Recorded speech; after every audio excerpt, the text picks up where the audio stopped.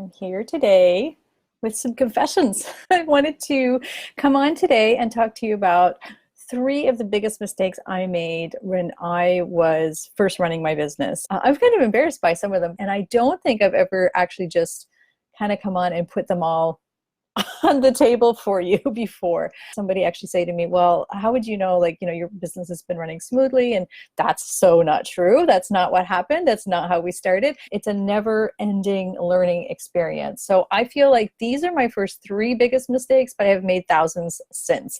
I feel like a privileged position to have conversations with retailers doing all kinds of different things. And I see the same sort of struggles, the same mistakes, maybe. I hate calling them mistakes, but that's sometimes what it is. Okay, so the first one is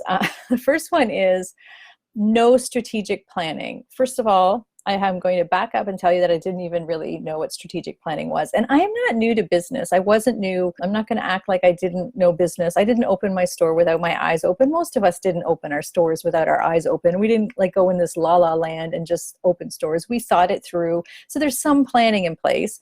My husband and I have owned other businesses. I owned a coffee shop for years before I owned my paint store, but retail's different. Not having a plan in place, like not having a driver in the seat. That's what I kind of explain on what my problem was with strategic planning. I didn't really know where we were going. I didn't really have revenue plans in place for the year. I didn't have clear promotional ideas. I was just, I was winging it. I was winging it. Hands up if anybody else is winging it out there. Don't be embarrassed. There's lots of people winging it. I was just in the moment a lot and not planning ahead. I literally say there's nobody in the driver's seat. The business was just, it was going good. It was great. I just really didn't have a handle on where we were headed. I'm embarrassed to say it because, and again, I find these three big mistakes that I'm sharing here, all embarrassing, but all real. And I see it every day with all kinds of other retailers. It's just how we grow and learn things, right? That was a big shift for my business. Huge shift for my business. Like profits, mentally, creatively, everything. Creatively as well too. My second biggest mistake, and I see this a lot, and I have no idea where it comes from. There's all kinds of books, I'm sure, that could tell us all the psychological reasons, but I don't know all the reasons for this, but I see it every single positive day. I call it the Wonder Woman syndrome or the Wonder Man syndrome, trying to do all the things myself, and I can do it quicker my way, and not asking for help. And I pinky swear promise you, when I got over this, it changed again. It helped with a big shift again as well too. I didn't know how to ask for help, so I was doing all the things. Why in the world was I trying to figure out how to put everything in Square and figure out Square myself when I could just ask somebody for help? Why was I trying to figure it all out myself? So even from my family, it's just so stupid. I remedied that again by, I started asking for help. I started identifying where I needed help. And this was all kind of after I hit burnout. And I've shared that story a few times. But if you're interested in my burnout story, that's over on my free Facebook group, because burnout's a real thing.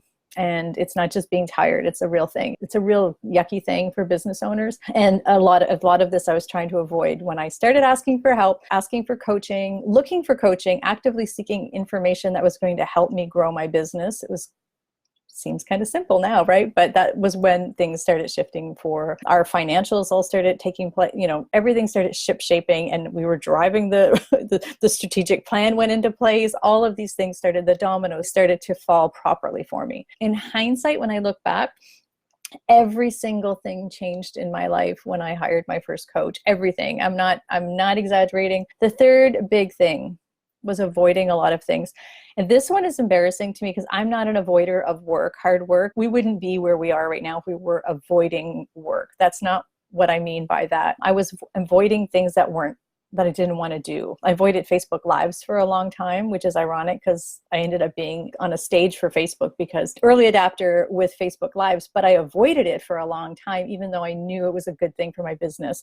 I was avoiding putting my inventory into a POS system, even though I knew it was a good thing. It was hard. I didn't want to do it. There was just things I just didn't want to do. And I was busy doing other things. right? I was really busy doing other things, but there were things that I knew would shift my business forward, and I was avoiding them. The unfun things, the hard things, you know, all those things, until I got a really good grasp of what I was doing with my numbers and understanding all the back end of stuff, it was easier to just avoid it and say, I'll have that, it's too much, I don't have time to do that. And they would pile up and pile up and pile up. I work one-on-one with coaching with retailers. I work in group sessions, and I have my course. I see it all the time. So it's not uncommon. I know that now, but it was a big mistake. And I urge you to identify some of the hard things that you're avoiding in your business, right? We have to just do the things that move the needle in our business.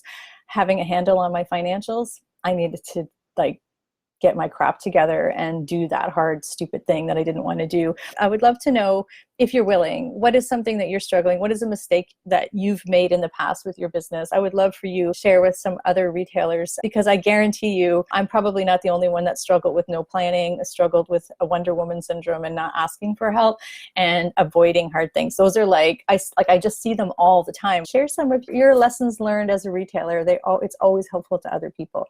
So have a great afternoon. Thanks for joining me, guys. Talk to you soon. Bye, guys.